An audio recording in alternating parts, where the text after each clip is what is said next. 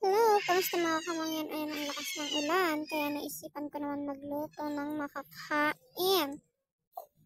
So, napapakain kami ng lumpiang gulay. Ayan, nakahanda na yung ating mga gagamitin with karne ng baka. Giniling ko yan, depende sa inyo kung anong gusto nyo ihalo sa inyong lumpia.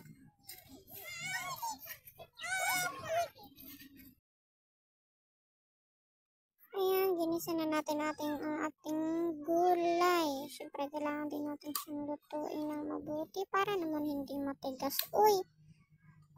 So, ayan, i-mix na natin siya. At talagang ate may naiwan pa. Dahil maulan parang masarap naman magkain kung kailan nag-aulan at doon ka pa gustong kumain ng kumain. Uy, talagang takot mamayat, uy.